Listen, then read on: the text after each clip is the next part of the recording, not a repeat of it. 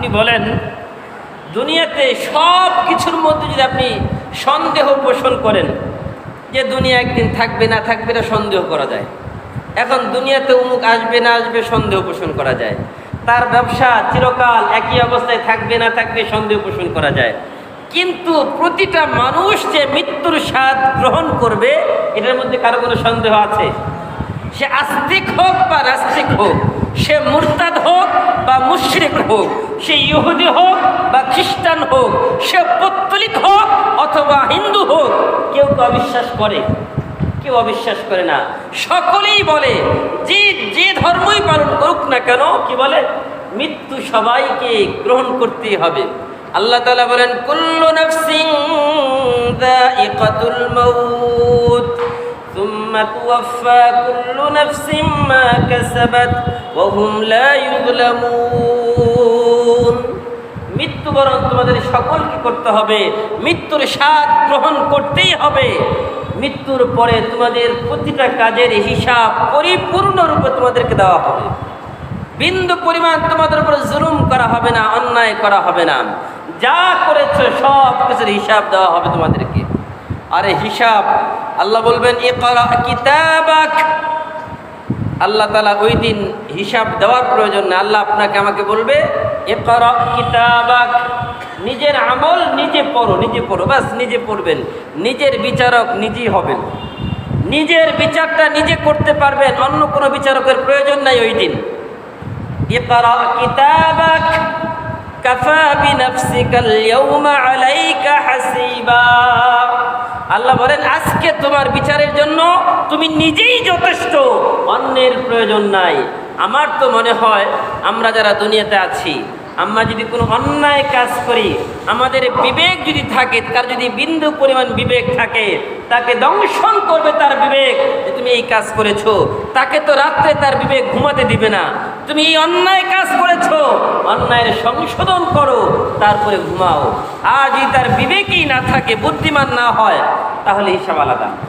এখন নির্বুদ্ধি যারা নির্বোধ কারা? ওয়াল আজিজু মান আতবা নাফসাহু ওয়া তামান্না আলা আল্লাহ। ওয়াল আজিজু মান আতবা নাফসাহু ওয়া তামান্না আলা আল্লাহ। প্রকৃত নির্বোধ বোকা হচ্ছে ওই ব্যক্তি তার মন যা চায় তাই করে। এখন মন তিন প্রকার, বলেন মন কয় প্রকার? নফস তিন প্রকার। ইন্নান নাফসা লাআম্মারাতুম বিসসু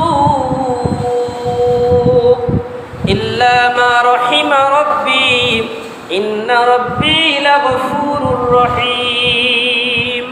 মানুষের একটা নফস, এই আত্মা, ইন্নান নাফসা লাআম্মারাতুম বিসসু, শুধু মানুষকে গুনাহের দিকে ধাবিত করে, মানুষকে গুনাহের কাজের প্রতি মানুষকে আকৃষ্ট করে। বলে তুমি দুনিয়াটা তো, আখেরাত বলতে কিছু নাই, দুনিয়াটা মস্ত বড়, খাও দাও ফুর্তি করো, বাস এটার নামেই জীবন। এই কথায় উদ্বুদ্ধ করে মানুষকে দেখবেন কি করে? মানুষ এত অন্যায় অনাচার করার কারণটা কি? এই কারণ একটাই, তার নফস তাকে বলে দুনিয়াটা মস্ত বড়, খাও দাও ফুর্তি করো, কোনো হিসাব নাই, দুনিয়াতে যা খাবে তাই, পরকাল বলতে কিছু নাই।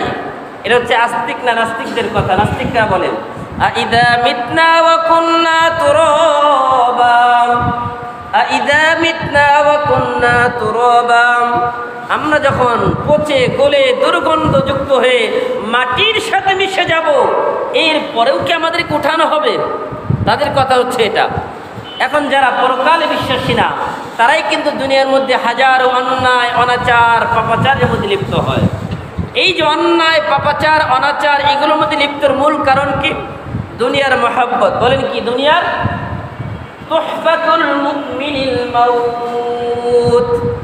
আল্লাহ রাসূল বলেন দুনিয়ার মহব্বত, হুব্বুদ দুনিয়া রাসু কুল্লি খতিআ, সকল গুনাহের মূল হচ্ছে দুনিয়ার মহব্বত। অন্তর থেকে যতক্ষণ দুনিয়ার মহব্বত দূর করতে না পারবো, ততক্ষণ পর্যন্ত আমাদেরকে অন্যায় অনাচার ছাড়া সম্ভব না। দুনিয়ার মধ্যে আপনি দিলের মধ্যে দুনিয়ার ভালোবাসা লালন করবেন, ওই দিলের মধ্যে কিন্তু আল্লাহর ভালোবাসা জায়গা দেওয়া যাবে না। যেই দিলের মধ্যে অন্যায় অনাচারের সুদ ঘুষ সব পথের রাস্তার টাকার লালসা আপনার দিলের মধ্যে থাকবে, ওই দিলে কিন্তু নবীর মহব্বত থাকবে না। যেই দিলের মধ্যে মানুষকে ঠকানোর চিন্তা থাকবে, ওই দিলের মধ্যে আল্লাহর ভয় থাকবে না। যেই দিলের মধ্যে আল্লাহর ভয় না থাকবে, ওই দিল থেকে আপনি যা ইচ্ছা তাই করতে পারেন। আর এটাই আল্লাহর হাবিব বলেছেন, হুব্বুদ দুনিয়া রাসু কুল্লি খতিআ, দুনিয়ার মহব্বত সকল গুনাহের মূল। এজন্য অন্তরে আল্লাহর মহব্বত বসাতে হবে। আল্লাহ বলেন, ওয়াল্লাযীনা আমানু আশাদ্দু হুব্বাল লিল্লাহ, যারা ঈমানদার তাদের অন্তরে আল্লাহর মহব্বত বেশি। আর যারা কাফের তাদের অন্তরে আল্লাহর মহব্বতের বিপরীতে গায়রুল্লাহ অর্থাৎ পার্থিব জগতের মহব্বত বেশি। এখন আমরা আমাদের অন্তরের মধ্যে কিসের মহব্বত জায়গা দিব? বলেন সবাই, কিসের মহব্বত? বলেন কিসের মহব্বত? আল্লাহর মহব্বত এই অন্তরে আমরা জায়গা দিব। যদি আমরা আল্লাহর মহব্বত এই অন্তরে জায়গা দিতে পারি, তাহলে ইনশাআল্লাহ কোরআন যেটা বলেন, কোরআন মানুষকে সহজ সরল সোজা রাস্তা দেখায়, ওই রাস্তায় সবাই চলতে রাজি আছে ইনশাআল্লাহ।